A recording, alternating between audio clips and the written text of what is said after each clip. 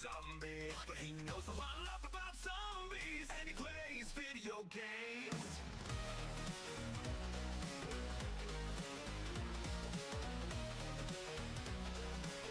These are burning. You're watching Doctrzombie. What the? What was that tutu? Oh my god, that skeleton had a horn. What is this? I don't even...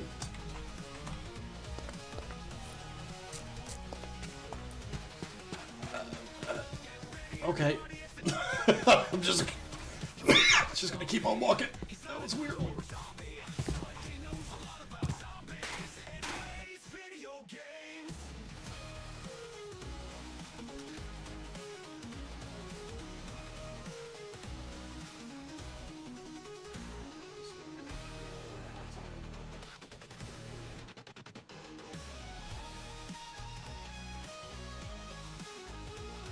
Alcohol.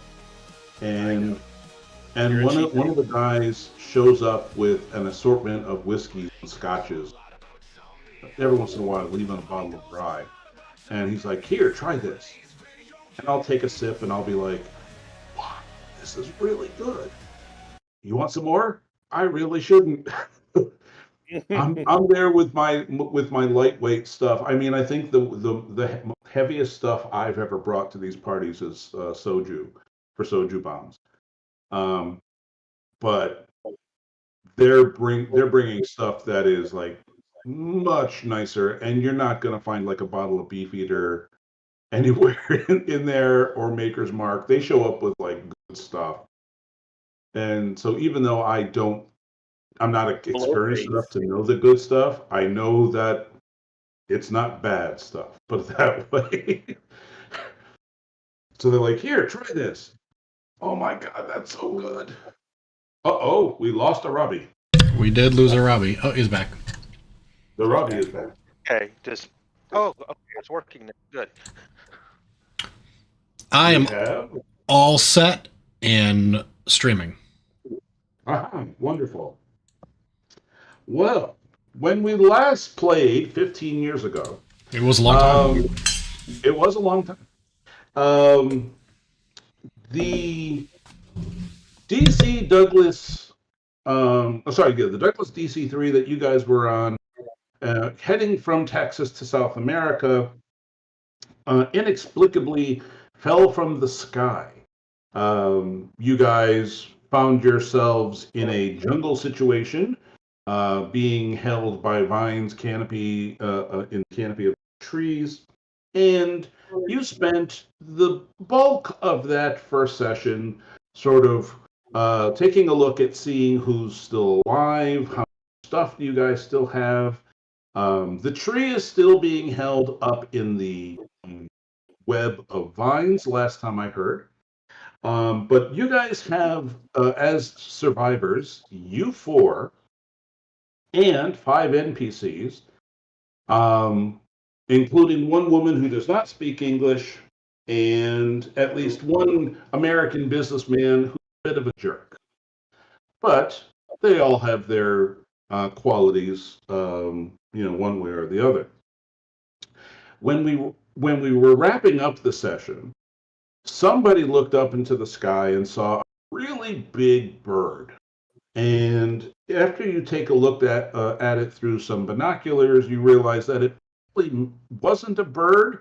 It was probably a pterodactyl, including the little weird fin on the top of its head and everything. So the people who looked at it through the binoculars saw a pterodactyl overhead.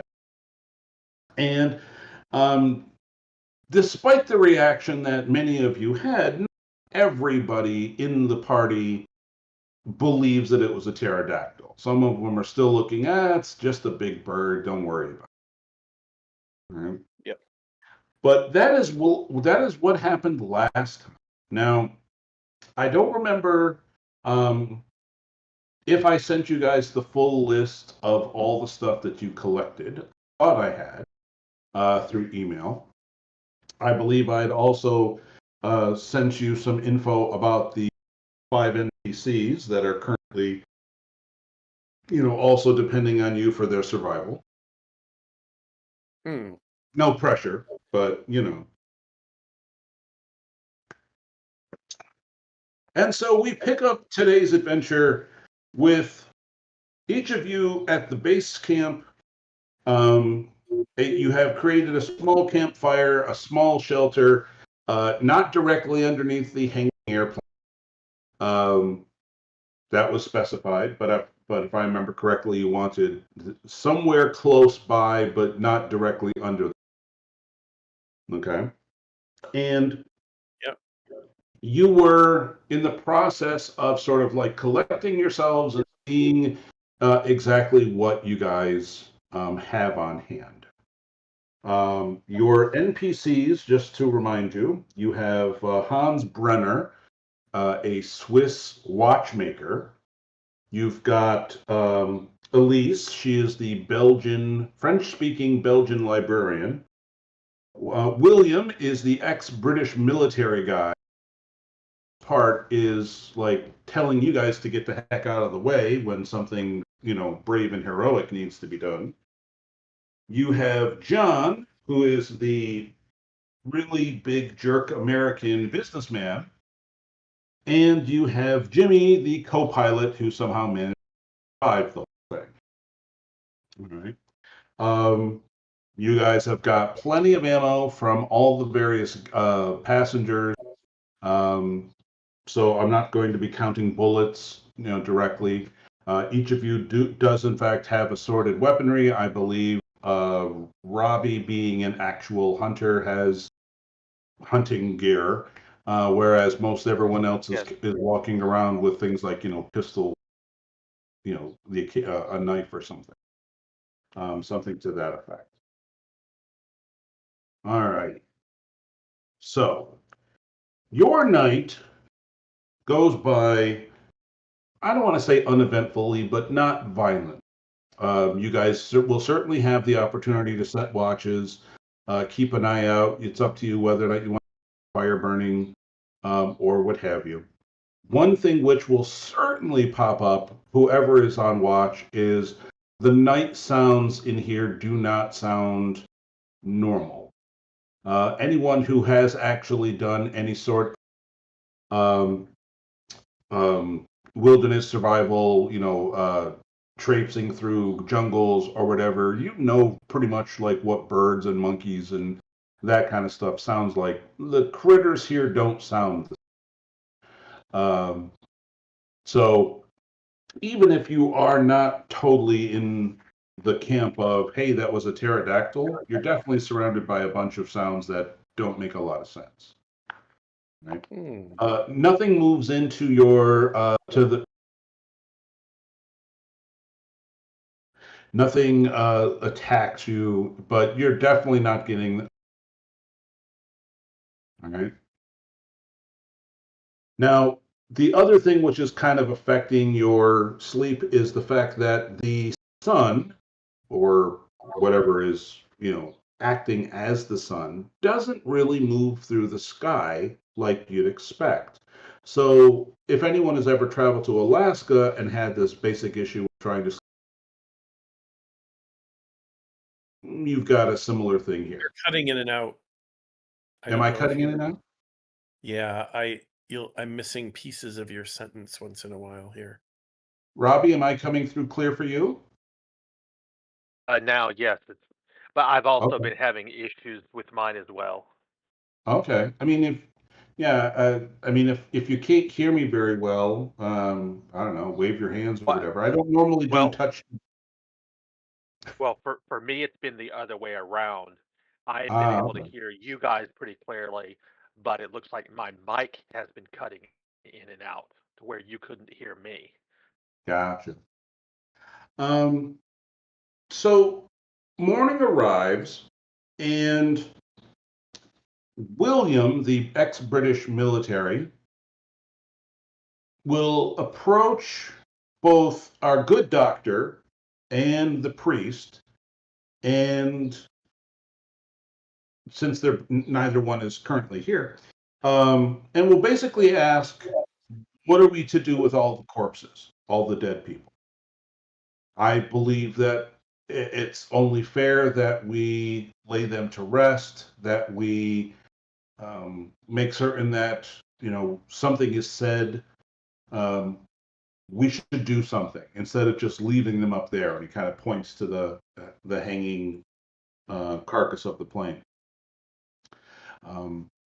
I don't know if you want to lower the entire plane down. I don't know if you want to lower the carcasses down. I don't know if you want to leave them up there. But this is definitely something which I think we should discuss.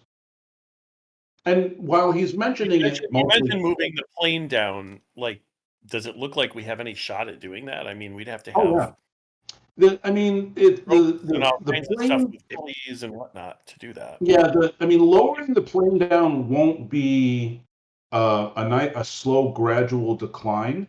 It'd be like if you cut one vine and just sort of wait and see how it resettles, and then cut another, and so on. Eventually, the weight of the plane will probably be too much for the vines that are holding it, and it will slowly come down. If you went up there and just like cut all the vines right away, it would obviously crash. But since the plane itself could potentially be used as a It could be a weird sort shelter. of shelter. Yeah. I if mean, it you came down the basically right have- way and whatever, we could use it as a shelter, block off the opening in it and stuff like that. So Yeah, I mean, you've been playing an awful lot of Fallout 4. You know what a plane's chassis can use. well, and if we've got things flying over us that are great big and might be eating us, then we need to be able to get into something too. So Something like a shell would be worthwhile. I mean, unless they're Um, just looking for tinned food, in which case that's not going to help us much. Well, let's assume that big critters do not fly around with can openers and that kind of a thing. Yeah, let's hope Um, not. I mean, you guys have direct access to the front part of the ship. The wings have definitely been separate from the main part of the plane. The back half is completely gone. But I'm sorry, when I say completely gone, they're not attached. Each half can be lowered separately. Remember that when you guys crashed, some of you were near the front, some of you were near the back, and you are aware of the fact that there's like this big split between the two halves, kind of like, cracking an egg in two pieces. So if you wanted to, you could certainly lower it down.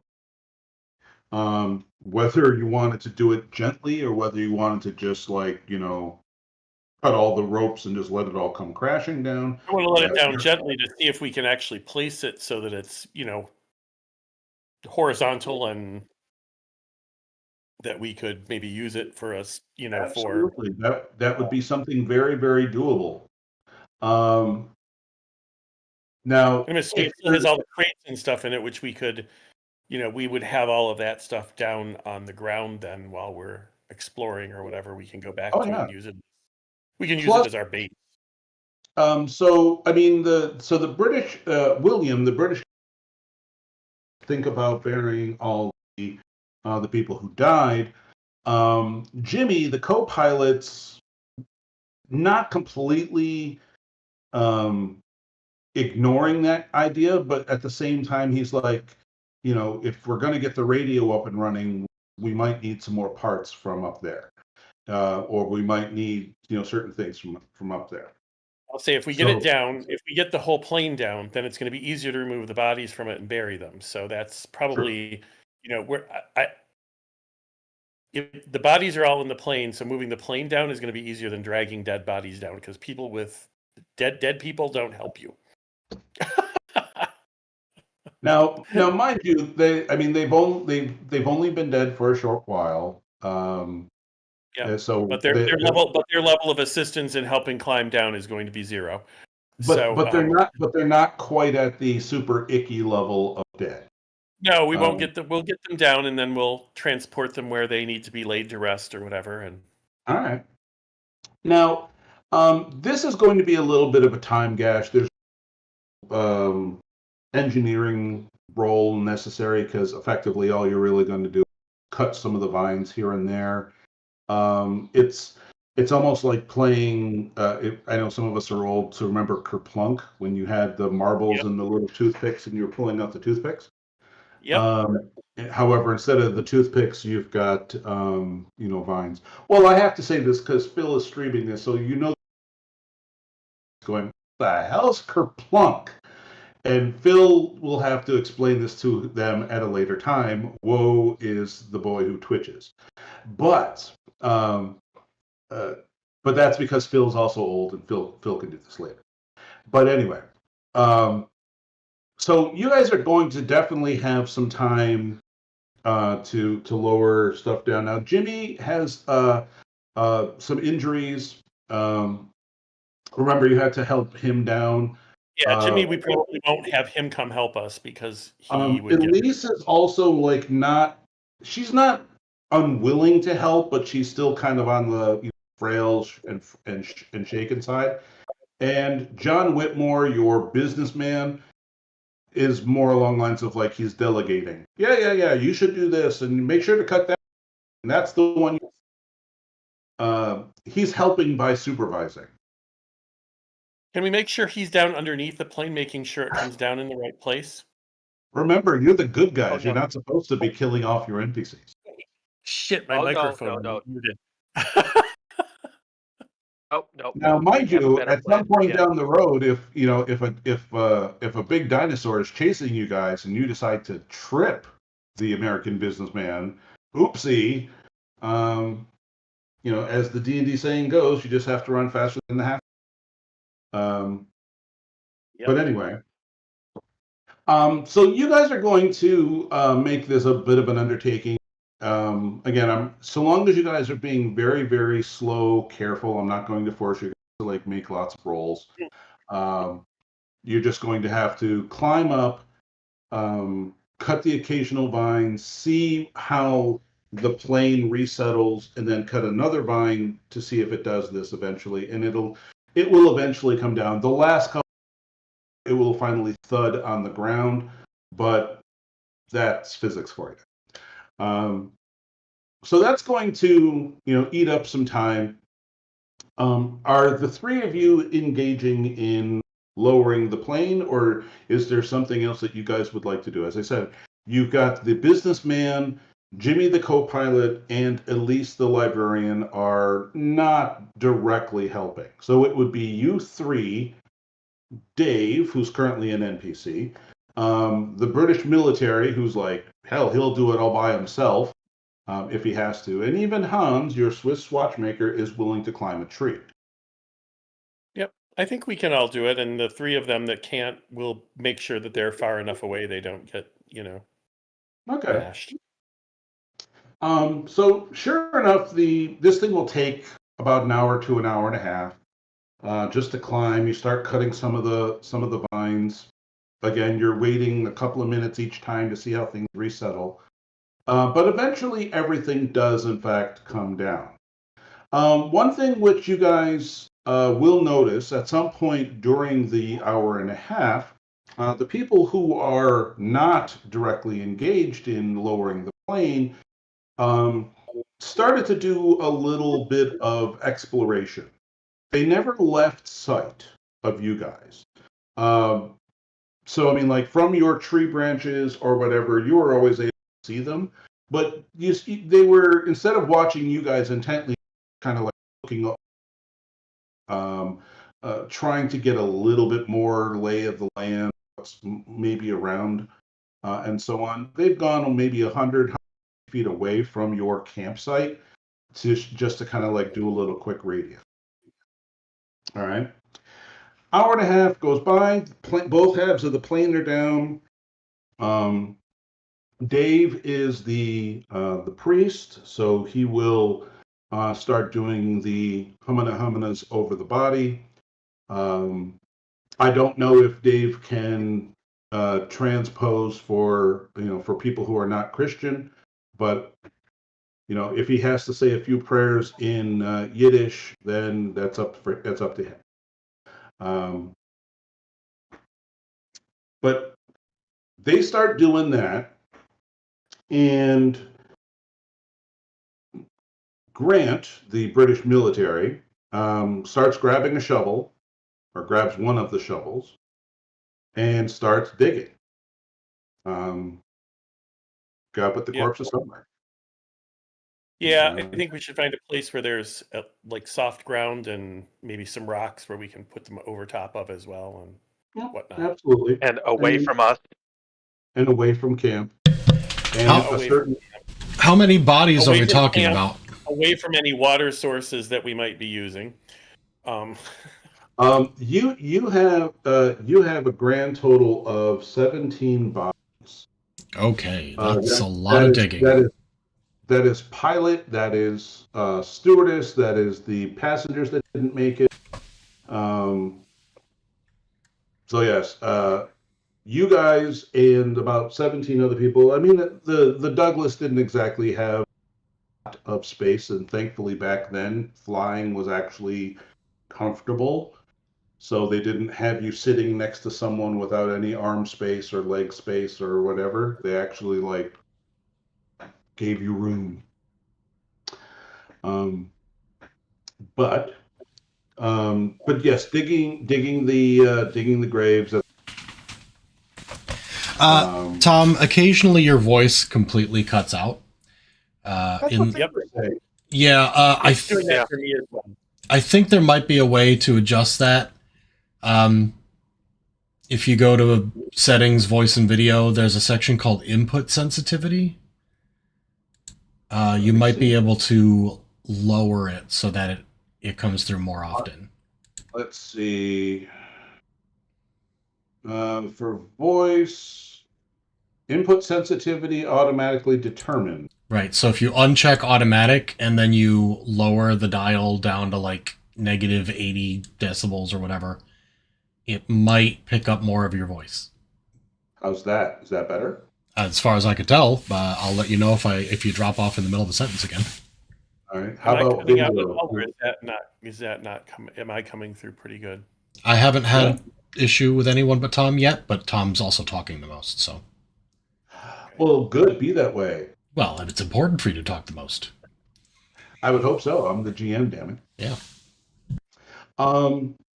So you guys start digging, and of course it's the temperature is pretty high. You guys are doing lots of busy work and a lot of strenuous work. At some point while you guys are digging, Elise comes up to you guys and is offering you canteens. The water inside is kind of cool, and she says, through whoever is translating, she found a stream. If you want to drink it or test it or what have you, but the water seems clear and cool. It's just a little bit over there, off just a little bit away from the campsite. But if anyone does in fact wish to do any sort of testing on it to see if it's like going to change your genetic code or make you, I don't know, Swiss, then you may conduct any medical tests you want. But she is offering you canteens of water. I don't know what we have, whether there'd be any way to test it though, but we for the immediate need, I do have some water purification tablets as part of my medical stuff. But we might want to boil any water. Boil water before we drink it. Yeah. Once we get the emergency stuff done. That's true. Yeah. South America is where the brain-eating amoeba came from. Is that where it came from? Yeah. Oh, well. Well, it didn't come from Washington because there isn't anything there to feed it. Yeah.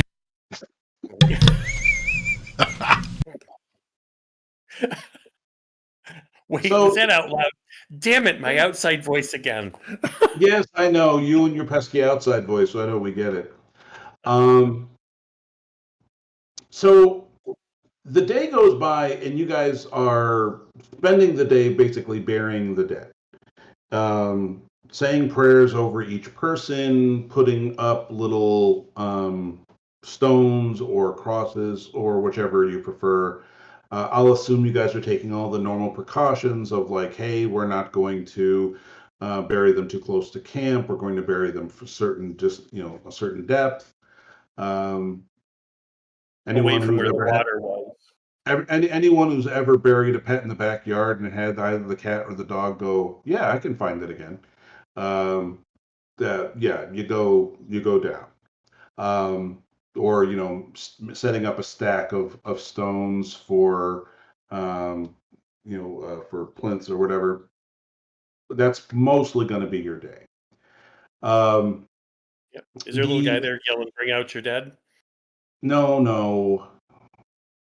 Well, I'm trying to avoid the Python references because, come now, we'd be here all night doing them. But So 17, wow. 17 6-foot holes. Yep. That's a lot of digging. I was going to suggest, and I know it's gauche, that we do a mass grave. Yeah. Gauche. Yeah, just because. Either that or there's that fuel, there's cremation too. Well, I thought about that, but I don't want to make a smell or anything that might burning draw. is going to be a lot. Yes. That's going to be a lot. And that's way worse. Mass grave is probably the best. Yeah. Is there a river nearby? We can line it with some stuff that's, material from the plane or something like that to keep it intact and everything. You asked if there was a river nearby? There's a stream. There's a stream, yeah. Oh. Okay. If there was a river, I was just going to suggest getting as many of the lifeboats and filling the lifeboats with them and just shoving them downstream. Let the river take them down river. Well, that's an option. Is it fast enough to do that? Well, the stream itself is kind of. Sorry, go ahead, Robbie. I was just going to say a stream doesn't seem like it. I don't think it would have the volume to move it. That's why I was asking if there was a river. Yeah, the stream itself that Elise has found is about 6 to 10 feet wide, depending on where you're at. You guys could wade across it. At its deepest point, it might come up to your chest, maybe, but it's not a fast moving stream. You don't see anything in the way of like fish or anything in there, at least, but the water is very clear. So you guys can actually see the bottom of the stream bed until you start, if you decide that you do want to go walking, you'll kick up some silt. But other than that, it's a fairly innocuous stream of water. But from your compasses, it's sort of flowing southwest, assuming your compasses are, correct.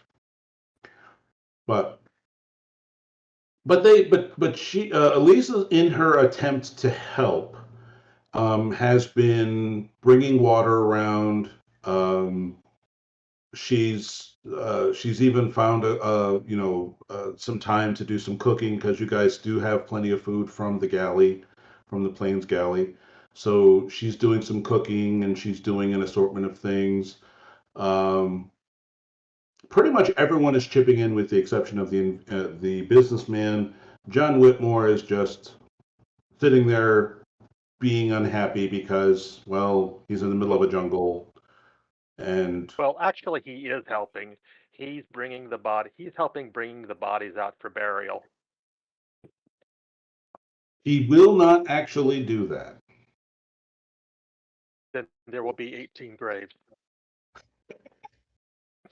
We don't need you. No. He is supervising. He's more than happy to tell people what to do. The supervisor is the commanding officer, and that's not him. Oh no. Well, the British the British gentleman Bill Grant has on more than one occasion told Whitmore where he can shove it. Tom, the person, is not going to role play both sides of the dialogue because I'm not that schizophrenic. But yes, these two have definitely had at it. And so for the most part, they're staying, distant from each other.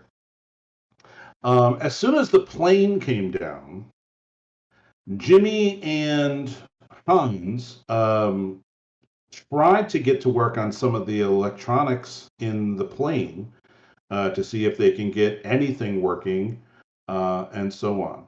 So once the bodies have been removed and everything was being done for grave digging and so on, they started to go, okay, let's see if we can get this thing working.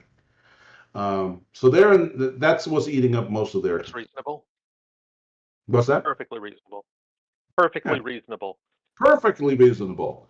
Everyone so far is all team survival with one exception who, yep, you guys will have to decide what you want to do with him. But he is still, he's still a member of Team Survival. I'm thinking toilet scene from Jurassic Park. That's where. I'm thinking red shirt from an original series. Yep. All right. He did, however, volunteer to help inventory supplies. Yeah, of course he did, because he wants to use them all. Oh, but do we trust him? I was about to say, it can be useful. And then I'm like, he's gonna further than I can throw him. So the businessman is not being allowed to inventory supplies. Not without somebody making sure to watch over his shoulder. Yeah. Fair enough. Dave the priest will be watching over. Thank you. I think. Dave is very busy making sure that everything is properly inventoried. Yes, Dave the priest is sitting there and doing so. So the end of this first day comes about. You guys are tired, obviously, because you've been doing a lot of strenuous work all this time.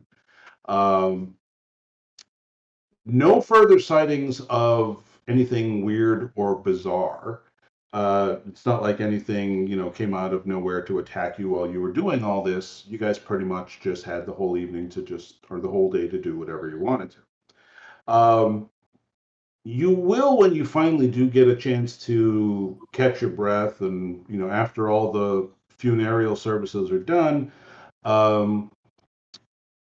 Elise has managed to not only produce it. She's gotten a couple of canteens of water from the stream.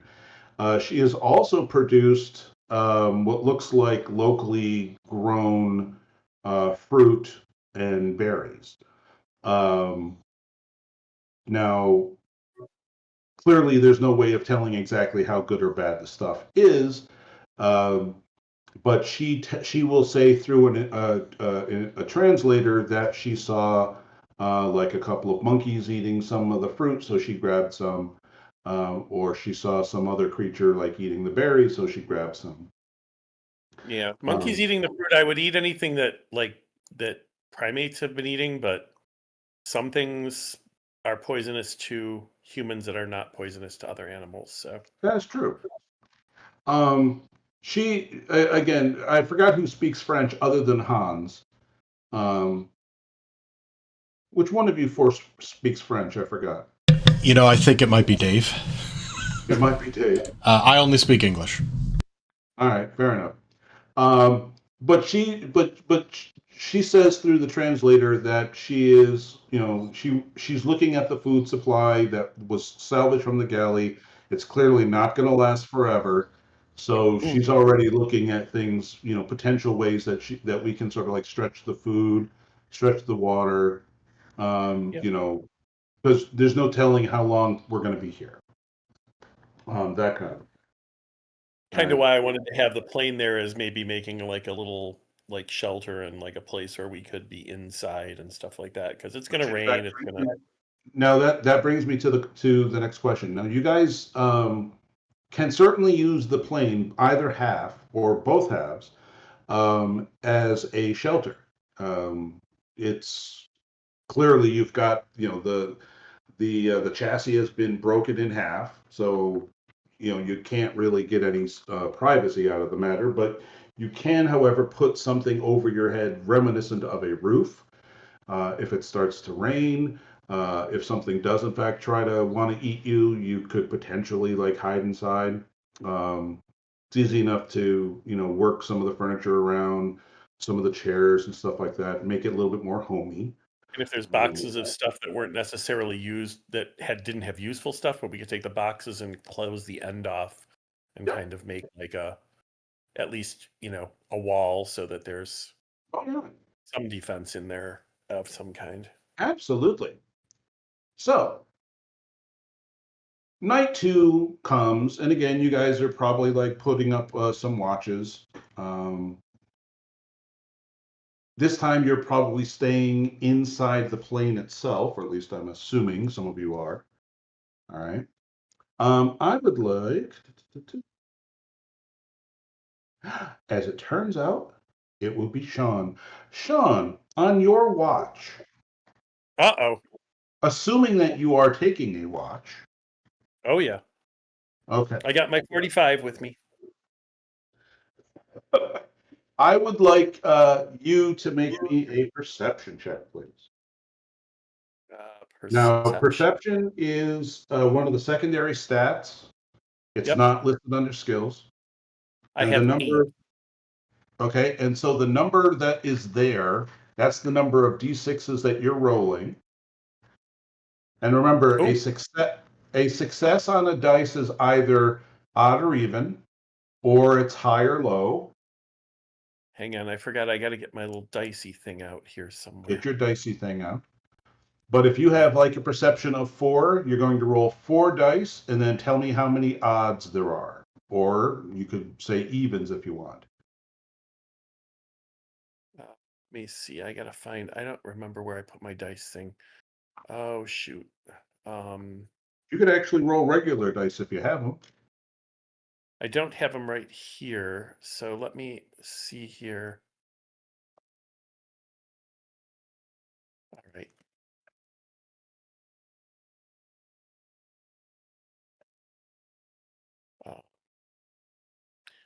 So 6. I need 8 of these things.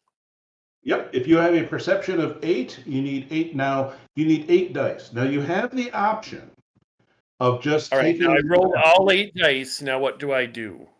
Well, count how many odds there are. 1, 2, 3, 4. Okay, so that's 4 successes. Okay. Okay. Yep. Okay. Now, if you are asked to make a roll, you also have the option of taking the average. Basically, if it's not a combat situation, you could just say, hey, I'm just going to take, half of my number and that's it. Because every dice has a 50-50 chance. So you could have just automatically said, I'm going to take a 4 and not roll anything.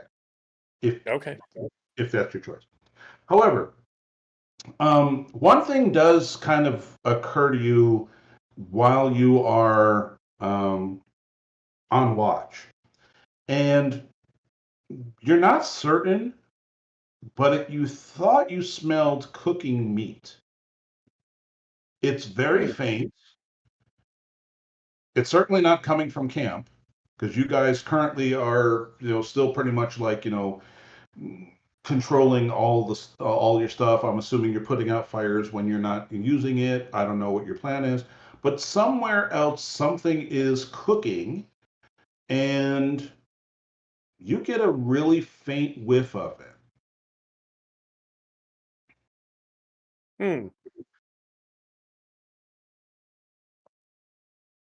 Okay. Does it smell like any specific food to me, or? Oh, it just smells like cooking meat. I mean, here's Tom the person asking Sean the person a question. If you smelled cooking chicken, beef, pork, and lamb, Yep. how well do you tell the difference just from how they're smelling? Yeah, not really well, but sometimes it depends. I barbecue, so I can tell sometimes. Yeah. But I wouldn't be able to tell. But So, but that's it. do I feel that it's like, is there a wind here? Do I think it's somewhere close by, or? Well, there's not a real strong wind. I mean, you guys are still, at the base of all these trees. There is enough of a breeze that it could be coming from a good distance away, but again, it's very faint. It's not like you're right on top of it or it's right on top of you. Who was the next one on watch? I would wake them up and ask them to come and verify. That would be Bill Grant, and Okay. perhaps, let's see. We'll say you guys are doubling up on watches because I highly doubt any of you would trust Whitmore on watch by himself. No. So Bill Grant and Phil are on watch next. Who was on watch with me? You are on watch with Jimmy the co-pilot. Oh. Well, if we are on double watches, then what I would do is ask him, does he smell this scent as He well? can't seem to pick it up. Then I would probably wake up Bill and say, "Hey, do you smell any like meat cooking or somebody cooking like food?" They're trying, but you kind of get the impression that their perception is not nearly at your level. You may just be a lot more perceptive.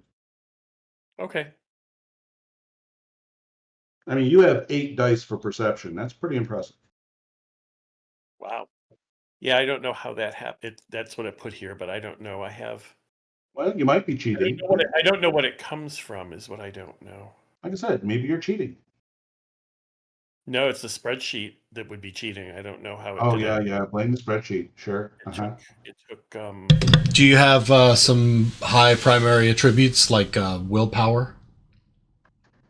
I have 1 in willpower, a +2 in intelligence. I don't know. Did you buy it? Did you buy a talent that boosted it?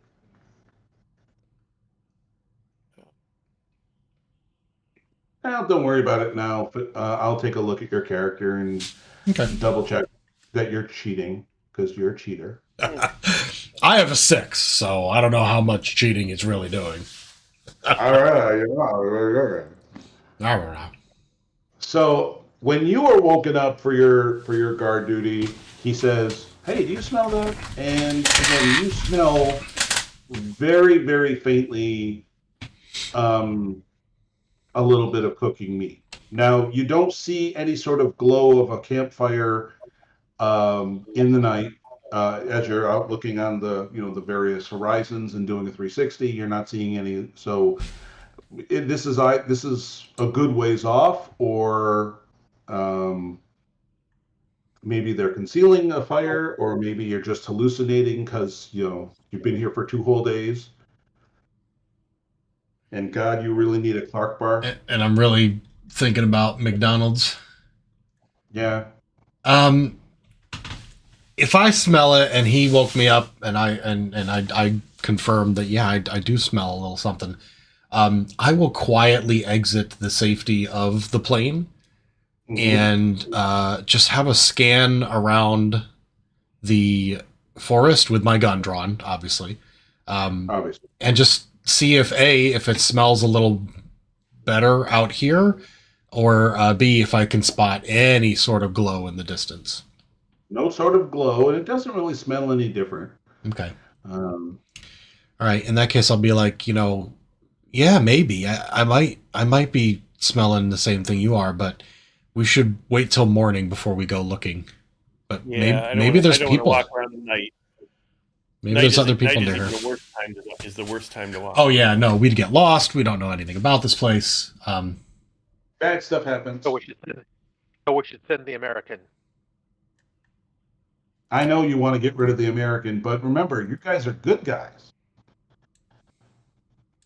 Or at least you are on paper. Yeah, perception is supposed... Sorry. I'm good adjacent. I may not be good, but I can see good from where I am. But I can see it from here. I've been good at times. No, That's something. I am good. I'm a good person. Yeah. When I'm good, I'm very good, but when I'm bad, I'm better. With no flaws whatsoever. So so again, the night goes by the same as you'd expect, the same level of strange noises. You're getting a little bit better at tolerating them at this point. But again, you've got that little smell of cooked meat. Morning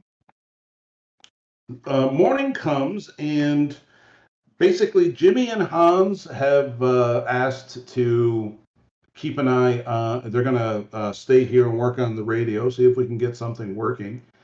But Elise seems to have some interest in, well, doing a little exploring. I mean, all day yesterday, she was sort of like taking these like 2 to 5 minute steps away from camp just to see what she could find.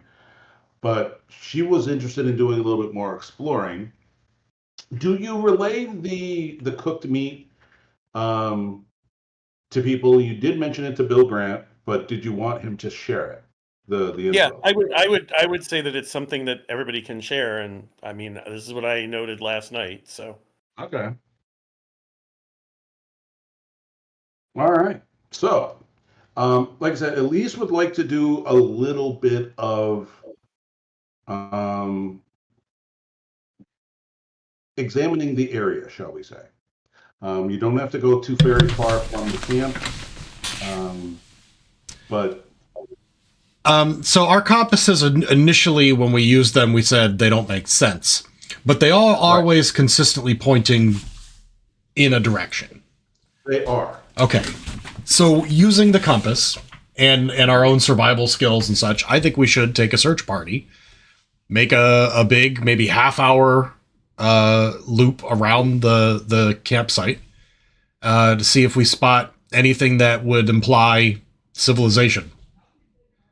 Somebody cooking, and again, that stream is probably a great place to start.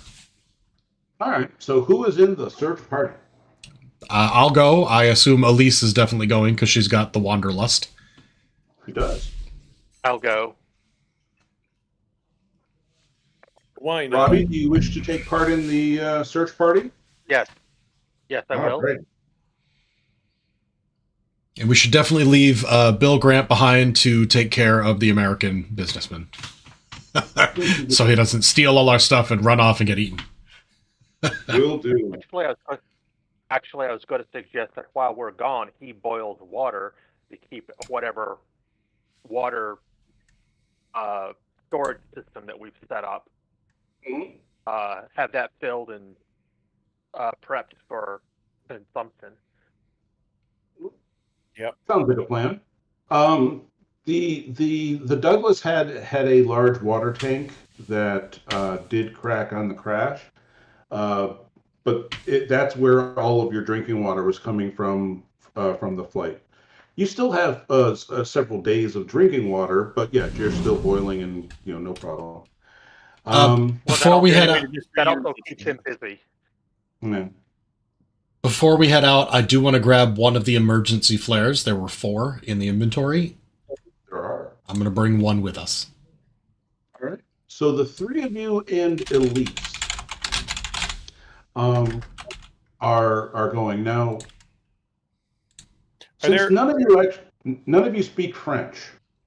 Yeah. I will have Dave go with you guys as well, just so that there's hey, someone needs to speak French to this young lady. Okay. Are there parts of the plane that I could have fashioned like a nice, heavy kind of 5-6 foot walking stick / weapony thing? Well, like you just want like a staff? Yeah, walking staff. A buck and a quarter staff. You can have yourself a staff. It's no problem. Yep. They come in very helpful for lots of things. Well, it's not like there's a 10-foot pit everywhere. I'm not Gary Gygax, No, But I'm going to keep tapping the ground. Small abusive creatures and all that kind of stuff. You can whap them with. Instead of All wasting right. ammo, because ammo is kind of precious. She would probably want to preserve that. Yeah. So the four of you and Elise are doing your search party. Okay. How far away from camp do you wish to go? I heard a half a mile. Is that the radius you want? Yeah, I'm trying to figure out how we make sure we can find our way back. Well, we could well- use the compass and. Yeah, the compasses may not Yeah. be pointing north, but they're always pointing at the same thing. Okay, that's true. We could also So if- leave behind breadcrumbs, cut marks in trees as we go, All right. arrows yeah, or X's or something. movement skills, somebody can do that, or cut I do have survival. slash marks on something or whatever. So that's fine. Yeah. I just want to Alright. make sure that we have facilitated our finding our way back, because splitting up the party is never the good idea. Right. Well, it is for me. Thank you very much. Also, within half a mile, I think a good loud shout might be heard. Yep, probably. So if things get Depends on how dire, dense we the can. jungle is and how much other stuff there is, but that's Right. probably not a bad idea. All righty. Well, So then, once again, Tom must pull up the magical probability dice here. Oh, I also have binoculars from the Yeah. airplane. We'll bring those too. All right. So you guys are doing your recon, and starting with the stream. Elise didn't really pay that much time by the stream, but you guys do see a few fish in there. Whether it's whether they're good fish or bad fish, you guys would have to make like a survival roll to make that determination. But Hey it guys, could. I'm going to be 5 seconds or maybe 5 minutes here. I just got to run in and do something. So Go for it. continue on. I'm listening to you. Okay. And then she's like taking you guys on a little roundabout path, where she saw a couple of the fruit trees, and that kind of a thing. I mean, she herself did not venture far from the camp. Love it. All right. You guys have been out here for probably an hour to an hour and a half. I'm assuming you guys are going slowly. Mhm. And you're not trying to rush through things. One thing which you will definitely be able to pick up. First off, the overall temperature stays kind of a constant. It's not like hot and sweltering, but you guys are familiar with South America climate, so it's moist, it's warm, it's not the most pleasant, but it stays somewhat constant. The local geography is very rocky and hilly. There's a few elevation spots, like hills, that you guys can climb up and get sort of a lay of the land. All right. And there is just a lot of very thick forest. So again, if you're looking for good vantage points to kind of like look around and see more, you've got plenty of tall trees to do it. Yeah, definitely. Once we've walked for what we believe is about half a mile, and we haven't seen anything, dramatic, I think I would suggest that I climb a tree. I've got the binoculars from the airplane, see if I can spot anything up from a distance. But I'm also a little bit nervous about pterodactyls. We did see one. So I'm definitely keeping an eye out for predators. All right. Now, unfortunately, Tom the person was not able to get a decent map out of ChatGPT. However, you Okay. are capable of, you see the following pieces of landmarks around. If you follow the stream back from where it was coming, there's a small waterfall and I'll say it's either a large pond or a very small lake that feeds the stream. All right.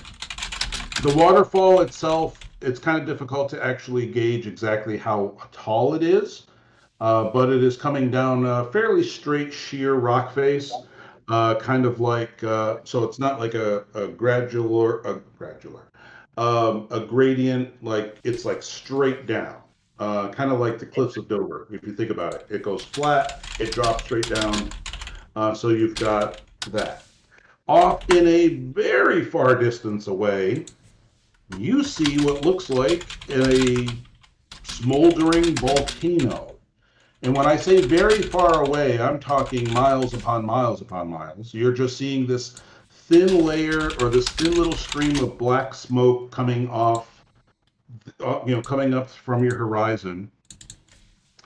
And you see various patches of clearings and forests and so on.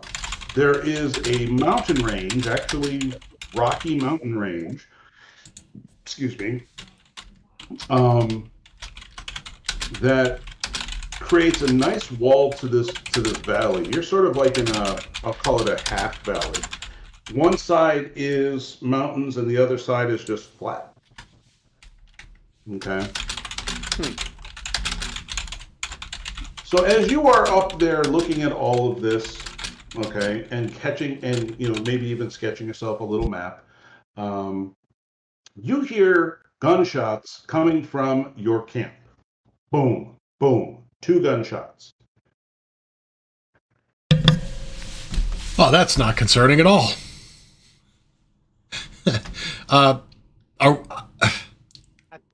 Are we going to run back? It is a half a mile. You said you guys can't. You guys. And it's not exactly like open road. We're gonna have to be carefully trudging back and see if we can get back there. Find out what the fuck happened. Yeah. All right. It doesn't good. So you hurry on back, and when you do, you are going to find that 3 of your NPCs are there with guns in hand. You have got John, the businessman, Jimmy, the co-pilot, and Hans, the watchmaker, are all huddled in one half of the plane, hiding behind some seat or whatever barricade you put up, and they've got their pistols in their hands. And they're all like, looking out, like expecting something to shoot at. When you guys come into the area, they all like, come out from behind hiding and goes like, did you see? They took William. Did they go your way? Really? We didn't see anyone. Who took William? It all happened so fast. We only saw about 5 or 6 people. I mean, we were working on the radio, and they kind of glance in John's direction and be like, "Well, we were working on the radio, but something happened to Grant. We're not sure. We only saw a couple of figures. They were dark skinned, and they were wearing what looks like furs and leaves. But they were carrying William off. We fired a couple of shots, but I don't think we hit him. They went that way." Which way do they point? That way. Okay. Go over and see if you can find any tracks. It is. It would be about northwest of your current position. Okay. So, yeah, go over there and start looking for tracks. All right. Those of you who are going to go over there and look for tracks, the tracks themselves are not hard to find. They are very easy, no roll necessary. What you've got are, it looks like 5 or 6 barefooted people, and you could tell just by the way that they are paced and aligned, they are constantly being knocked off balance. They are trying to carry Bill, and apparently Bill is putting up a struggle. He's struggling. And every once in a while, they're trying to, right themselves. But you could definitely tell this is a very easy track to follow. Well, we should move as quickly as we can if we have any hope Yeah, of we should saving follow. him. We should follow All right, as soon now- as we can and follow quick. I think the French Now, lady's probably going to have to stay home.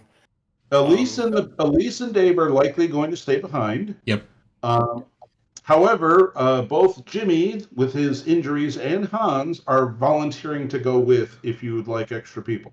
No, I need you guys to stay behind and take care of the others. Well, and Jimmy especially, because he's still not 100%. All right. So the three of you are following the trail. Again, very quick. You guys are catching up. Actually, let me phrase this. You guys are probably carrying, going a little faster than they are, but not by much. Okay. You've traveled about a half a mile. You've hit that radius that you already circled. And it looks like they have continued away from, further away from camp. It is now at this point that cooking meat smell is a little bit more noticeable. Yeah. Those of you with a higher perception can easily tell that, yeah, this is probably where it came from. You are now about a mile away. As you are following the trail, and then you guys start to hear drums. Uh-oh. How many? Difficult to say because they're all playing in unison. Yeah. But you are definitely hearing some drums. Hmm. And we have not caught up to them. We don't see them. But the drum sound, sorry, I did not specify, is in fact coming from the direction you are heading. More to the northwest. Okay. Yep. Can we guess how wonder- far? From the sound of it, you might be another mile, maybe a mile or two away. While you were traveling as quickly as you could, they know the terrain and they're a little better suited to get through it. Yeah. I'm concerned that Bill isn't going to dinner. He's going to be dinner. Yes. But, yeah, that's not a great choice. But we should get. I mean, there's probably lots of them, so that's another problem. But they're not all cannibals. The worst part though is they know exactly where our camp is, and if there are lots of them, they'll just come back and finish the job. Yeah, that's so true. we have basically two options. We either run in trying to get Will out of imminent danger, or we run back, gather everything that we can, and fuck off. Well, in a direction that we don't know. All right. So yeah. As you guys, I'm assuming you guys are continuing forward. Yes. Yeah. The sounds of drums are definitely giving you a clear indication as to how close you are to your final destination. When you do finally get yourself into a spot where you can see what's going on, you see the following thing. Bill Grant has in fact been tied to a vertical post in the middle of a small clearing. The clearing itself does not have any sort of buildings to indicate that this is a place where people live. There's no water source, there's no food source, there's nothing really. Just the actual clearing with the vertical post.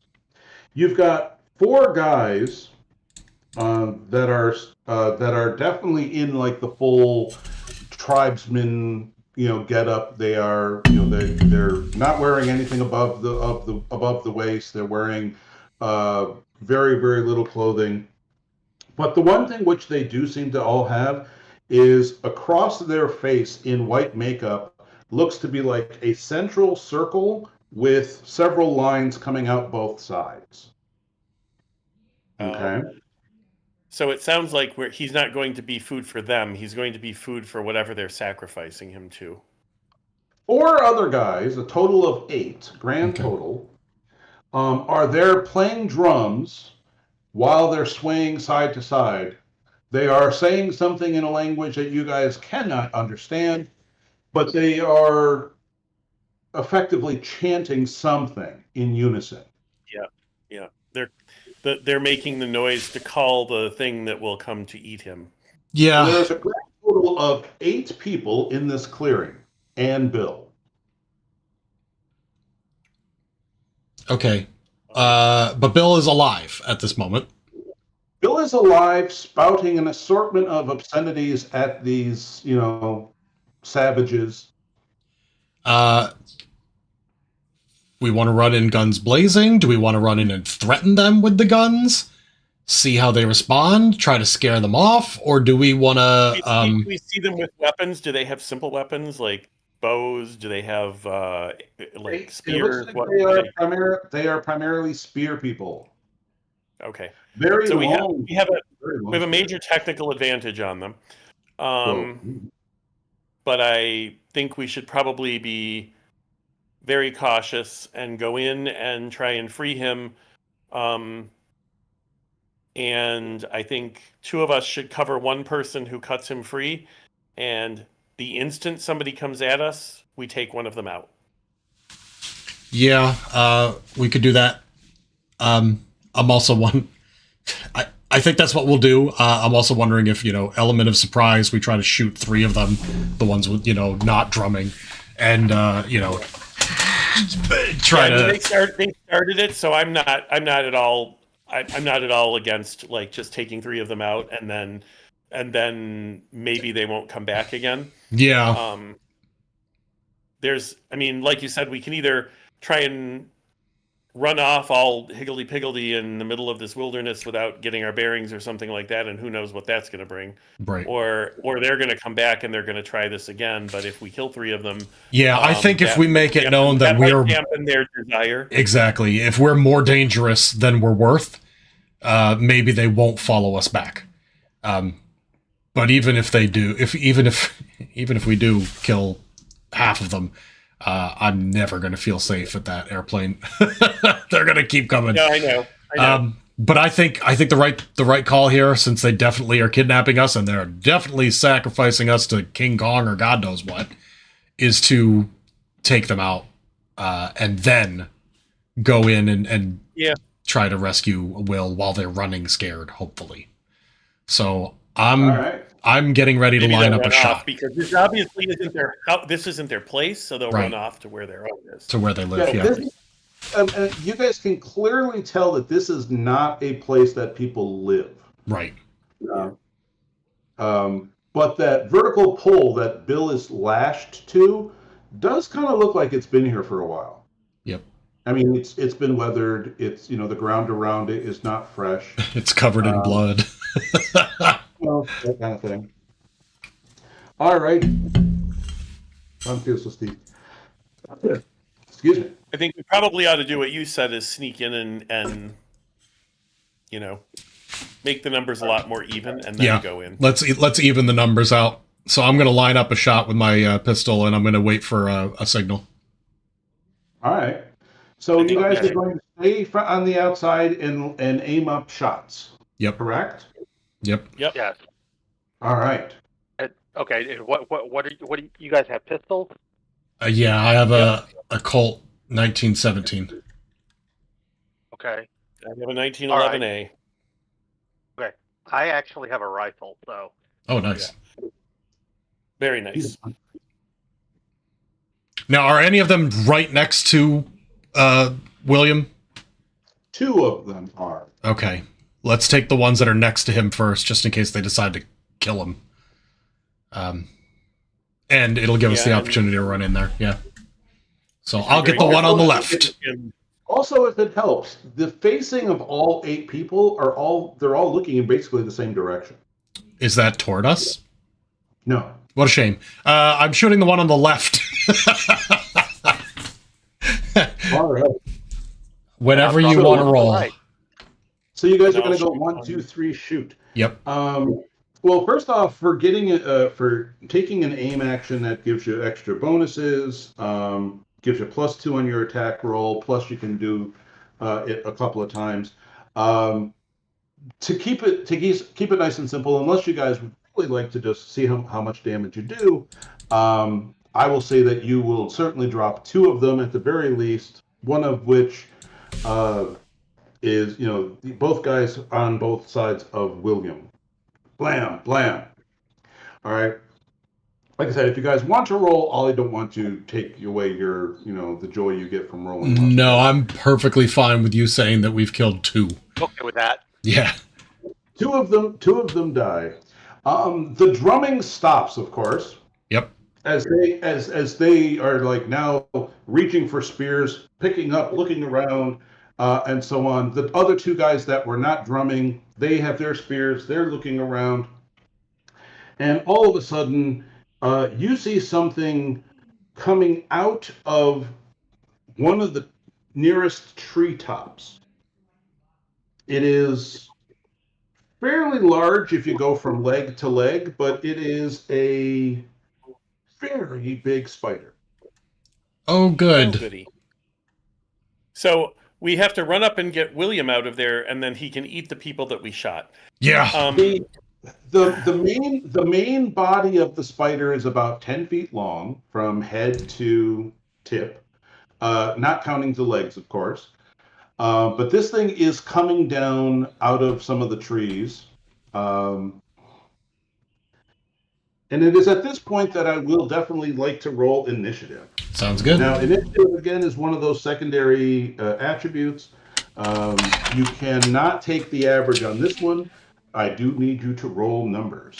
And I need to mark down some stuff. Because we're actually having a combat. I'm going for evens. 1. Is it evens or odds we're supposed to count? It's whatever you want. I'm just doing odds. That's what I was told to do. You can do Okay, even. that's where I was going as well. High, low. You can do anything you want. I scored 3. And what our initiative is, we what get you that originally many said. dice to use, right? Correct. Whatever your initiative number is, that's the number of dice you're rolling. Okay. And then tell me how many successes you get. I had 6 out of 8. You have an initiative of 8? Yes, and I found out why, because I have 5 in intelligence, I have 3 in dexterity, and I have 3 at willpower. That will do it. I did have to figure this whole thing out, but I Robbie, had what's your initiative? 5 of 7. 5 of 7. Okay.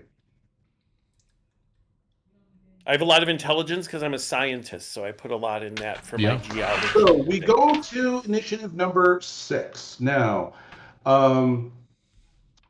the 6 guys themselves have not yet looked directly in your direction. They are very, very disoriented. They're looking in all directions with their spears. They haven't seen you guys yet. And there's a really big spider coming out of a tree. And poor William is there, lashed to the post, shouting British obscenities. Yeah, we need to get him cut loose so we can get out of there, because there's 2 bodies. They're not going to take them. That's what'll get eaten. And then if we're gone, it's going to go after the easiest. Is he attached just by one rope around his arms? Yes. You guys thinking... Well, I was going to say, are you thinking Wild West shoot the noose? Oh, no. I mean, it'd have to be a great shot. No, you're right. We got to run up and cut it. We'd be feeding William to them anyway, then. Right. So anyway, number 6. What would you like to do? Now, you are currently in a shooting position. You could just take another shot at something, or if you want to leave your position and, do anything else, you're welcome to do that too. Is that me, number 6? You, number 6. Oh, number The 6. player named Sean. I am going to run over and start trying. I'm going to still have my gun in my hand, but I have a knife. I'm going to go over and see if I can cut his rope quick. Okay. Now, we need to get him the hell out of Dodge. This is going to take you a full round to get there, because this is assumption on my part, but I'm assuming you weren't terribly close when you were going to take your shots. So you have left your position, gun in one hand, knife in the other. You look all types of Indiana Jones as you are running into the camp. It Yep. looks very impressive. And there's John Williams music playing in the background. Because it has to be John Williams. And I yell, "Cover me!" And I'm going. See, now, until you shouted, "Cover me," in that girly kind of way. Okay, you got to understand, my dude is not like Buff. It's Timothy Chalamet running over to cut the knife, cut the rope. Okay. Oh, we put a picture up for the stream. Yeah, for the briefest moment, you were a studly, virile adventurer, and then you went into Timothy Chalamet, and then that's what just ahead. You're good with it, though. I'm all good with it. Robbie at number 5. You see that Sean has left position. He is running in there. You're still in shooting position if you want. What would you like to do? How close is the spider approaching our people? It looks to be moving into the clearing where Bill is tied up. Is it moving quickly or just stalking? It's not moving at a running pace, but it's moving with intent. And you may want to try and you wouldn't know this, but so I won't say it. I was going to. Are the other people who are around our guy, are they threatening him with the spears? No. Or are they near him with the spears? All right. So all right. The 6 guys that are left, none of them are looking at Bill Grant. They all have their spears in hand, and they are looking around the camp or the clearing to see where you guys came from. This was, of course, before Sean left his position and started running in. They were on guard. The spider is moving with intent towards the middle of the clearing where poor Bill is tied up. Roughly how far from Bill is the spider? About 20 to 30 feet. Shoot the spider.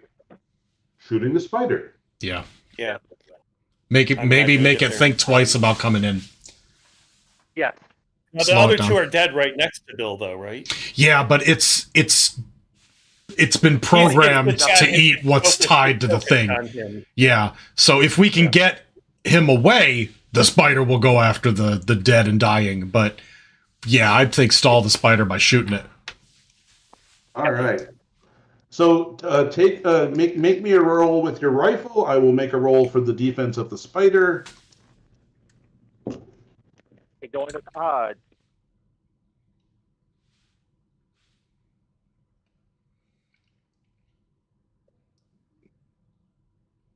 Seven of 9. 7 points. Now, he got 3 points on his defense roll, so that means he took 4 points of damage of health from the spider. Your shot goes into the main torso, or maybe even the abdomen, and you see like a big splotch of goo. But the spider itself is not dead. It's just not happy. If the spider could make a big noise, it would. Scree. We then go to 3, which is the Phil. Phil. Good. I was worried the natives would go first. I'm also coming out of my position, but I'm yelling in as loud a voice I can muster, "Get back!" And I'll shoot one of the initial spear carriers. I have not going to wait to see their response. I'm going to try to put another one down. All right, so I'm going to add. You have an intimidation roll. If I do, it is untrained. Okay. You can still do things untrained, but it's based off of your initial values. Okay. So really quick, let me drum this thing up. I should have gotten a good GM screen for this, but alas. I don't have to. Alas. Just a moment while Tom looks this up. Work with me. Okay. So intimidation is charisma. What is your charisma? My charisma is a 2. All right. So You would lose 2 because you don't typically have the skill. However, I'm giving you a bonus of 3 because of the situation. Okay. So roll me 3 dice. Okay. I am comparing this to the willpower of the surviving goons that are potentially not going to be shot. Okay, and I'm going with odds. Great, I got 3. Nice. All right. So, and make me an attack roll. And my attack with the pistol is a 7. Sheesh. I have firearms, and then I have 2 additional levels in the pistol itself. So 1, 2, 3, 4, 5, 6, 7. That's all of them. So how this looks? Oh, sorry. Did you make the roll, or are you rolling that? I'm making it now. Odds again. 1, 2, 3, 4. All right. You shoot one guy in the shoulder. He's not dead, but he definitely is dropping his spear to go in tribal, whatever that, you know. 2 of the goons basically are like, F this, or they shout F this in their own language and run the hell out. Mm-hmm. Oh, and by the way, that thing that thing that they had on their Looks face, like a spider. Does kind of look a little spidery. Yep.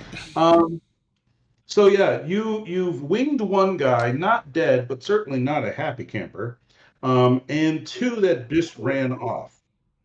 All right, that leaves 3 goons left. 1 goon is going to close on Sean, who is saying, but he is going to attempt to hurt the Sean.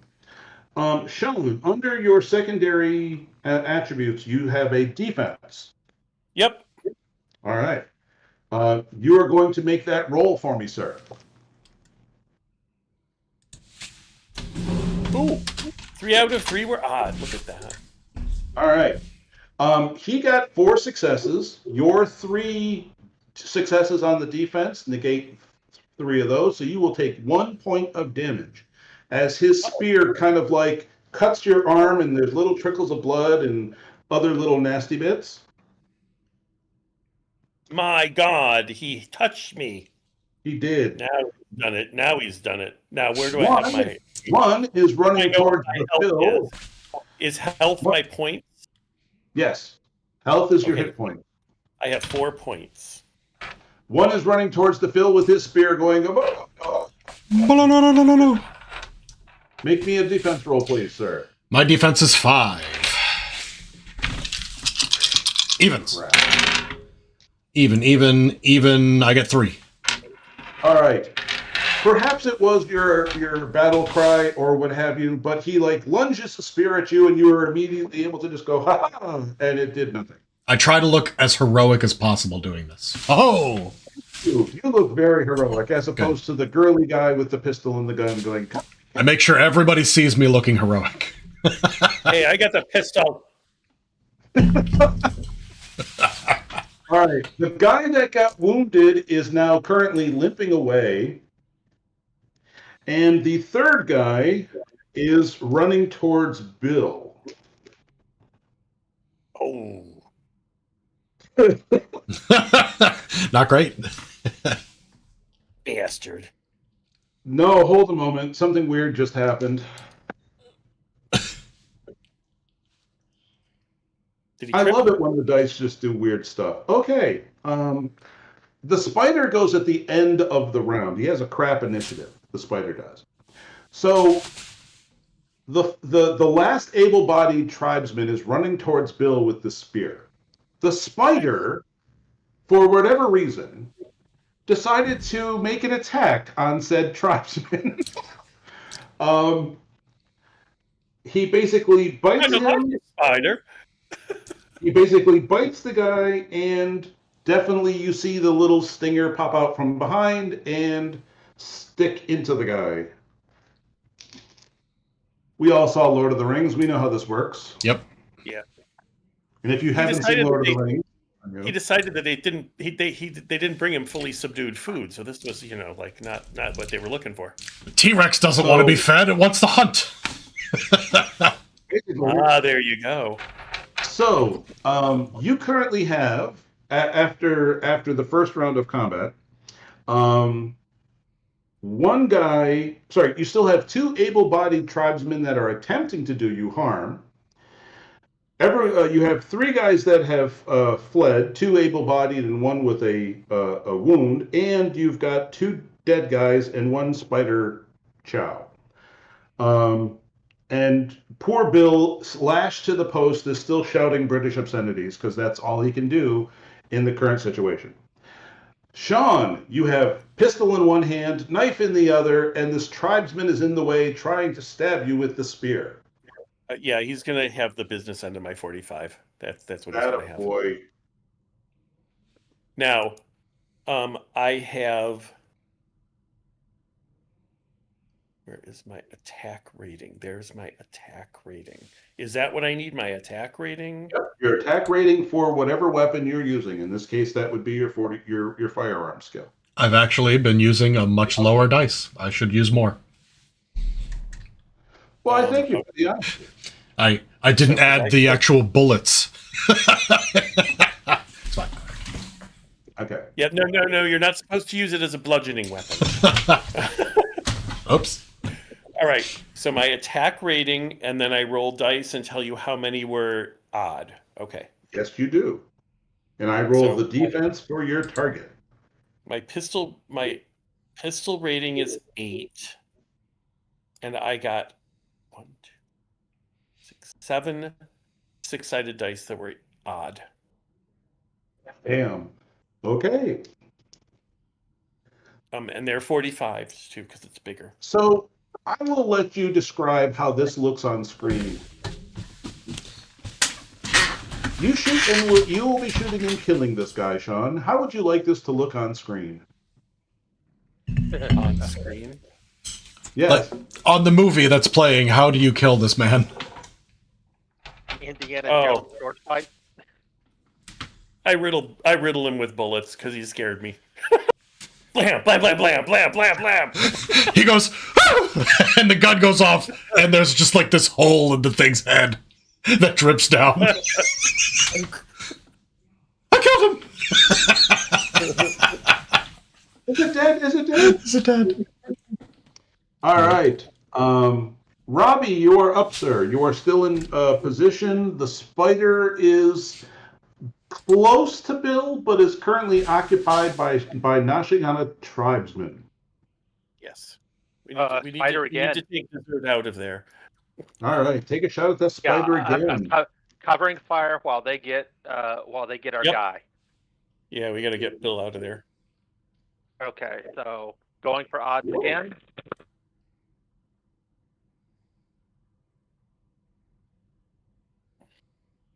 Uh, 5 of 9. All right, it got 5 successes, so you graze it. You did not do any serious damage. Okay. We then go to the Phil. Phil, there is a tribesman trying to stab you with his spear. There's no penalty for me continuing to shoot with my pistol? Correct. At this distance? Okay, because the pistol's way better for me. I roll 9 dice on an attack with the Colt. This game also does not have attacks of opportunity. But the spider took one. Actually, the spider just made an attack on whatever was in front of it at the time. Yeah, I gotta kill this guy, and then if I do, I'll run up and attempt to assist Sean. Alright, here we go. 9 dice, I'm heading for evens. 1, 2, 3, 4, 5, 6, and I get to roll 2 additional dice. 7, 8 out of 9 evens. How would you like this to look on screen? I know you do. He got 2 successes, so that you did 6 points of damage to this poor naked guy. He missed me with the spear, and I put the pistol up toward his head, and boom. Boom it is. A splat comes out the back.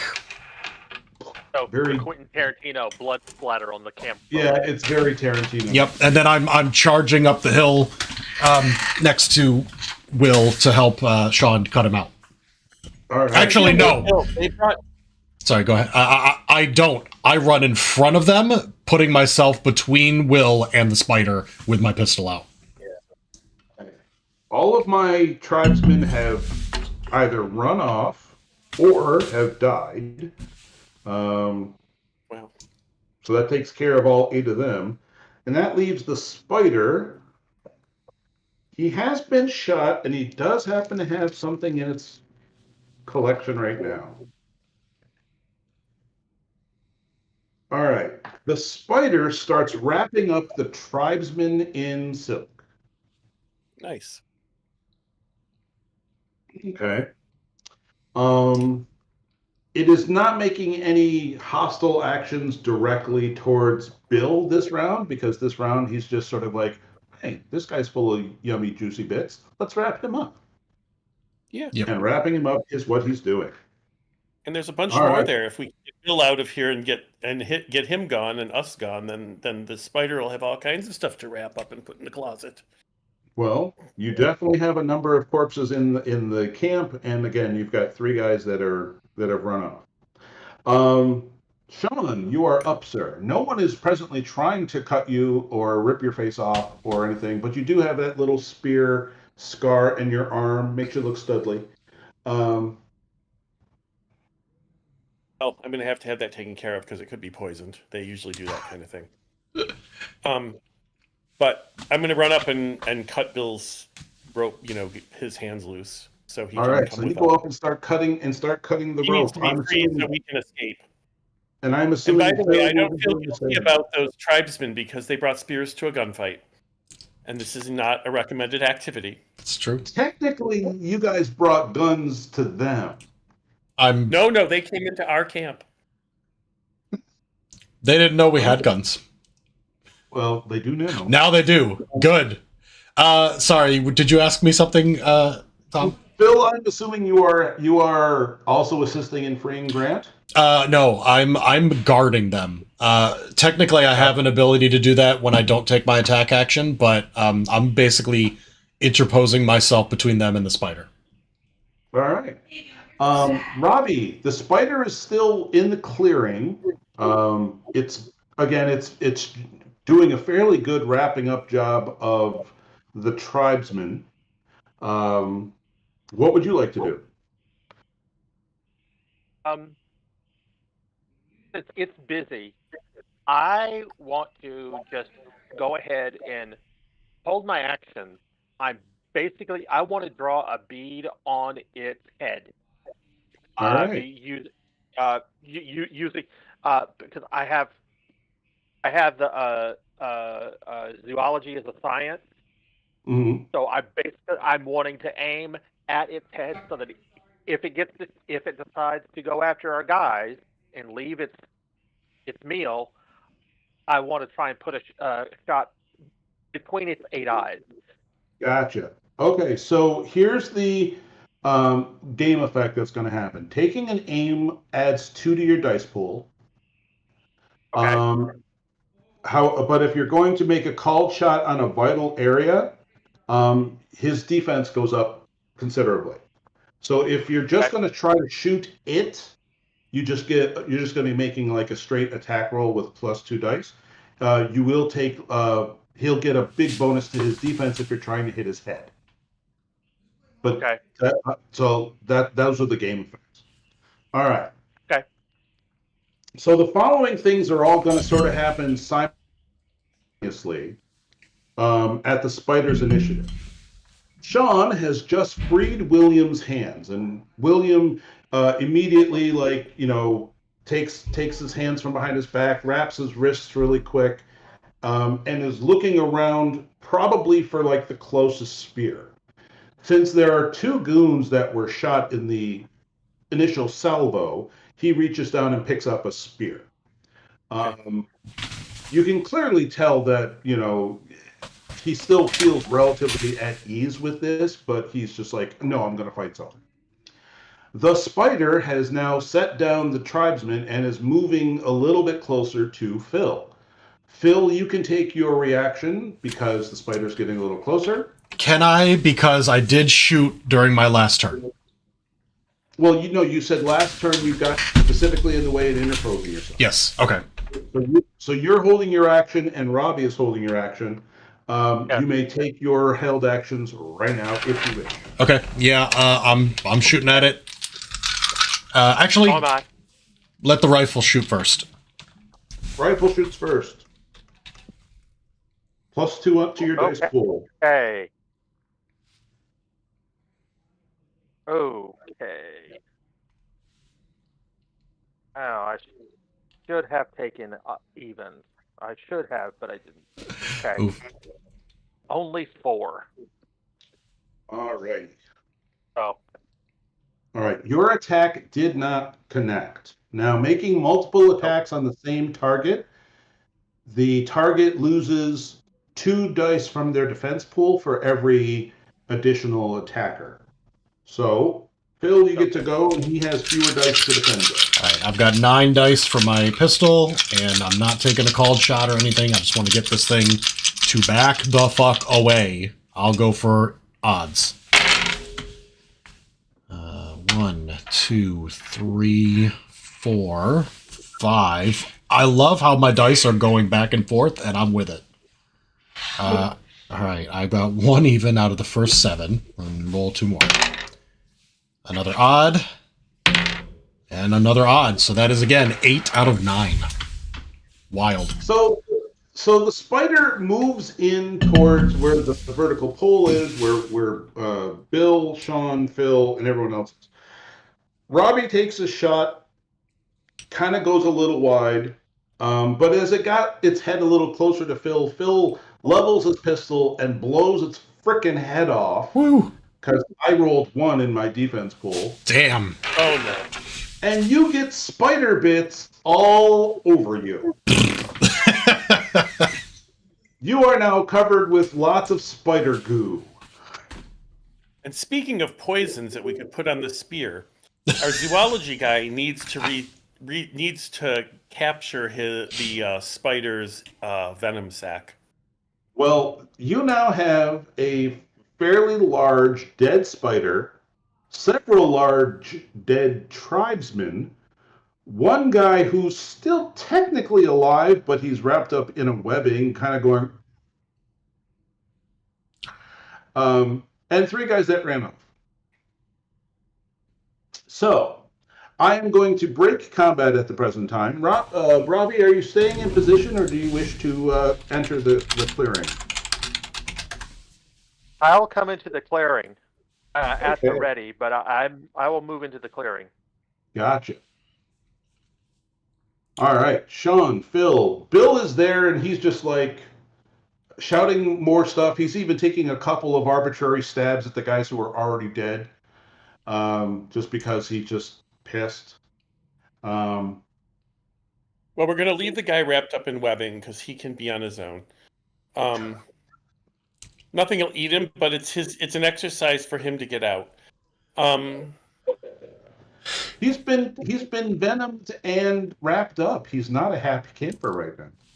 Paralyzed and His happiness wrapped up. His happiness is not my primary consideration today. Very well. He's done mischief All right. with our people. I'm not happy about that. And then we ought to. I tell our other guy that's the zoology guy. I said, can we get the venom sac and see if we can make some poison and put it in a little bottle, just in case we run out of ammo. We'll have a little bit of something on our side. Now, zoology will certainly tell you where the venom sac is, but you're probably going to need like medicine and possibly science to actually take it out and do anything with it. I have science. Okay. There's general science. I have 10 in general science. Yeah, because their venom sacs, their poison sacs are usually in the abdomen where the stinger is. Yep. Okay. I have 5 in zoology and I have 5 in medicine. All right. Give me a roll, Mr. Zoology Man. 5 dice. Okay. And I have Alright. 5 in. I have how much? I have 5, 6 in medicine, and 10 in science. Okay. 3, 5. Three's good. All right. And let's see. All right. It's certainly not the best form of animal surgery you ever had. Some of it gets spilled on the ground, but you will be able to get 1 dose of giant spider venom Nice. that you can then put on a thingy of any sort of thing. When you cut this thing open, one of the things which you're also going to notice is that the abdomen had eggs in it. This was a pregnant giant spider. The eggs themselves are about the size of a tennis ball, each one. And there's a good number of the darn things.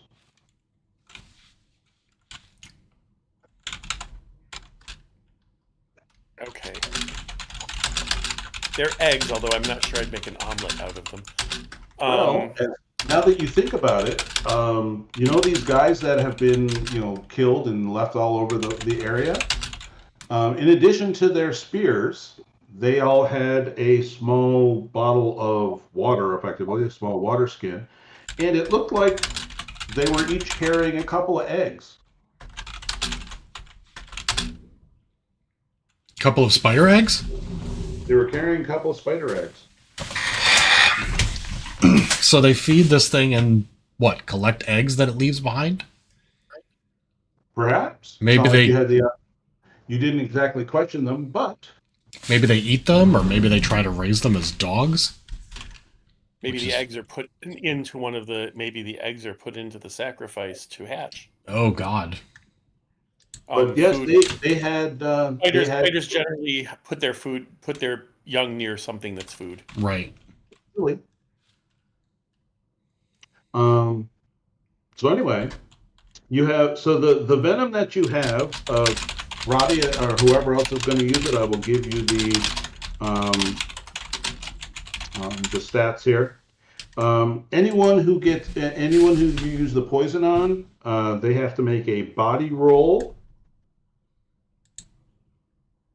against a 4.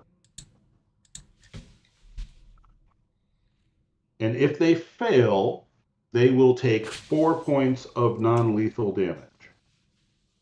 Well, I gotta make a little document here. Hang on. Someone needs to write that down. Or just constantly say, Tom, what does this venom do? Tam. We have to say it just like that, though. You do. You have to be whiny children. What page are we on?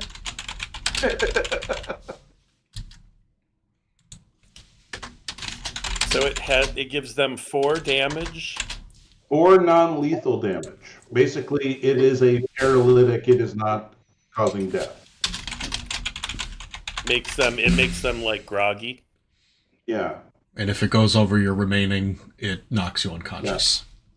Yeah. Basically, your health are your hit points. If you take lethal damage, well, you're dying, and if you take non-lethal damage, you're going unconscious. So this stuff can knock someone out or paralyze them or what have you. Thanks. All right. Might work well on John, the asshole businessman, too. Wow. Seriously, you guys just hate this guy all over the place. Slip it into his food. Nothing of the kind. I'm just looking. I'm just establishing options. I know. But yes, obviously these tribesmen did not have anything in the form of currency. They just had spears, water, and presumably food. Yeah. And again, their food they had spider eggs the size of a tennis ball. Yeah, I'm not eating those. Well, they were. Oh, well, now we know. They were definitely the cooking meat that you smelled. or what they were basically making spider egg omelets. Spider egg omelets. Okay. Well, All right, Bill. As he's trying to maintain his dignity, so in one voice he'll be like, "Thank you very much for assisting me. Of course, I could have gotten out entirely on my own. This was just a mild setback, but still, I can definitely see your assistance was very, very valuable." And he's actually saluting you. Phil still has his uniform on. I think Robbie still has his uniform on. It's now covered in a lot of green per picture that I just posted. Nice.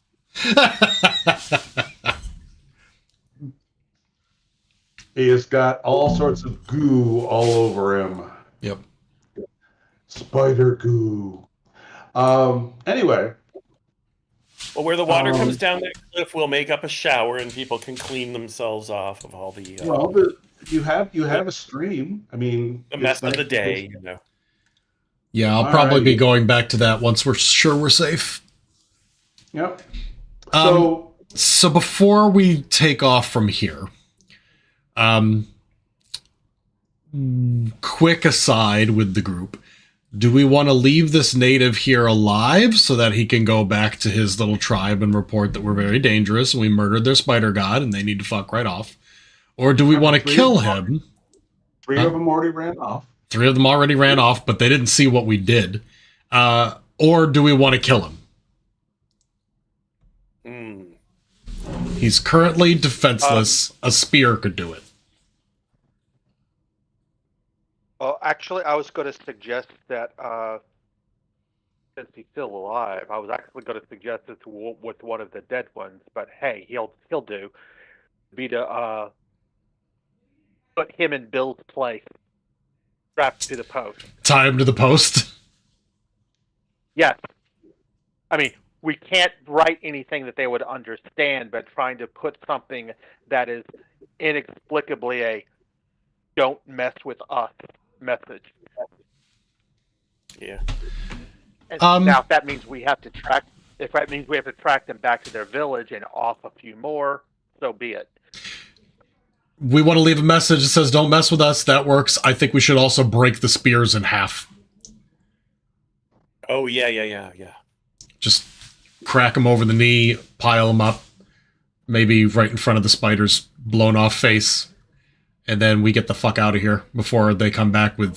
Does the spider look really heavy, and how high is the post? The post is about 8 feet tall. The spider is 10 foot from the tip of its mandibles all the way to the back of its abdomen. It's about I was going to say, feet. the spider, we probably can't pick it up, all 3 of us together. Right? Not unless you want to. I mean, if you want to pick up the whole thing as a whole, no. If you want it to start lopping off legs, no, I wanted to stick it on the post. Wow, that's kind of gruesome. Well, we have dead bodies we can stage around that. Heads, pikes, walls. That kind of thing. I just wanted to put it on the post saying, "Hey, your god's now on his post." So, As an American, the good guys, I don't want to put heads on posts. I was going to put the spider on it. It's the 40s. We're still not the baddies yet. I just think I broke. One, we're not American. 2, Some of you are American. William is. He's British. well, sorry. There are actually 2 Williams. So there's Will Grant and William Braun. He's from New Jersey. So yeah. We pile the bodies right in front of the post, break the spears, leave them there, except for the spear that Will Grant is using as a weapon, since he doesn't have his weapon right now. And we get back to camp quick. All right, he's more than happy to break the darn spirits. He took it because he thought he needed to defend himself, and it was... You might still need to defend yourself, so keep it with you. They might come after us. We don't know. You never know. When you guys return to camp, First off, obviously, Phil, you're still covered with spider goo. Yeah. Do you wish to clean off before coming to camp, or are you just... No, actually, it makes more sense for him to come to camp covered in spider goo, claim it's no big deal, and then go clean up. Fair enough.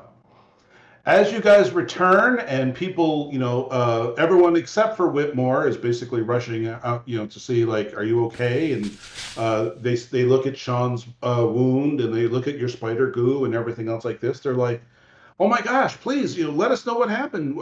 Is everyone okay? And they're basically asking for a total, recant of what just happened. As you're describing the whole thing, and it's being translated to Elise, Hans, who has stayed at the radio, goes, "Gentlemen, I think I have something.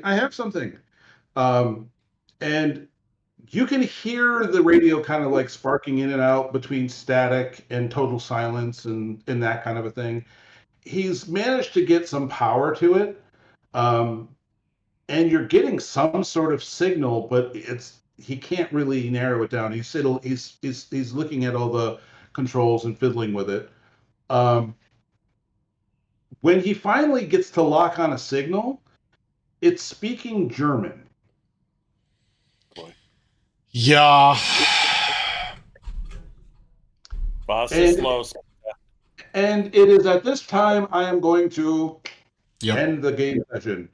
There are Germans. There's always Germans. There's a specific type of German is down here. There are Germans. It's not the we opened a Wiener Schnitzel stand type of German. No, this is not. They're making Bavarian pretzels. Leave them alone. Yes, it's more like the we just stole the Polish stand German. We were on vacation. So yes, I'm going to stop there for this is a decent little cliffhanger.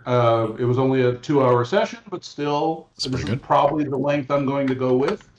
2 to 2.5 hours, maybe. If you at any point want me to go longer, say so. But I know that some people have a tendency to start yawning and rubbing their eyes and stuff like that. No, that's me. I'm rubbing my eyes and I'm not breathing well because I was out mowing the lawn today, which I don't know what's that. With our pollen cloud going on along with the smoke from Canada. In 2 weeks, I will be in Ohio doing Origins, so no game in 2 weeks. But 4 weeks from today, which will be July, I believe, I'm definitely up for it, and we will continue on with. Are we going to do this now on Friday nights or on Saturday nights at this time now? I think Saturday still works better for Phil, if memory serves.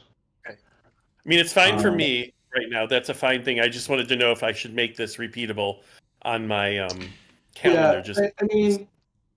I mean, this is going to sound terrible and accusatory, so I apologize, Dave. But we moved Saturday because of Dave.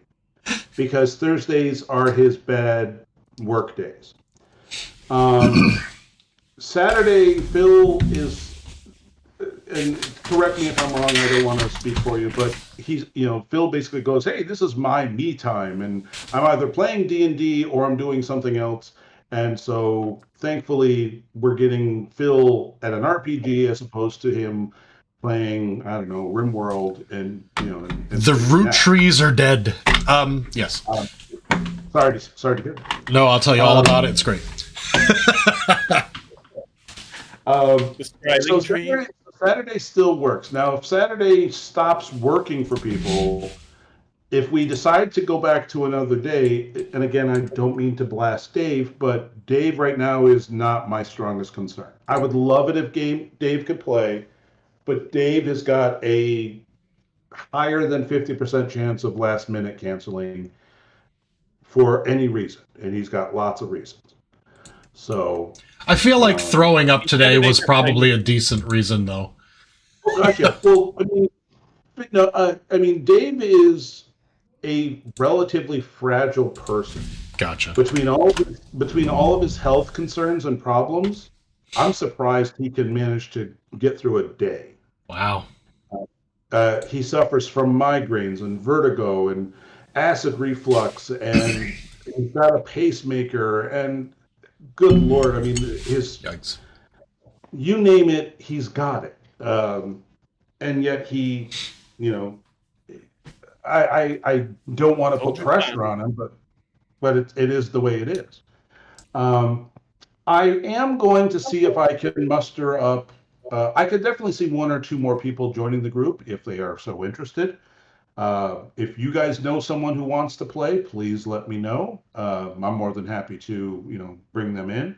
If that way, if you are happy with 3 people in when Dave's not around, that's fine. If you would like more people, that's cool too. But I definitely want to play a little bit more frequently than once every 15 years. Yeah, that was rough. It just, now that it's summer, I'm a little bit more free most of the time, unless, some family thing happens. But again, for me, it's Tuesday, Thursday, Saturday. Those are my days off. All right. So, if you guys know anyone who wants to play, let me know. Send them, send their info my way. We could easily write them as one of the 5 NPCs. If you want to, we can also just say, oh, by the way, this person actually also survived, but was hiding the whole time. Okay. It's easy. The first couple of sessions also, I wanted you guys to sort of set up the stage. And now I get to start throwing shit at you, which is, I didn't want to do that the first couple of sessions because you were busy crashing and burying the dead. But now stuff happens. Yay. So I will see all of you in a few weeks. Phil, are we griping? Yeah, I need to take a quick bathroom break, and I don't want to talk too long because I need to call my wife and give her the latest update on the dog. But yeah, we could chat for a little bit.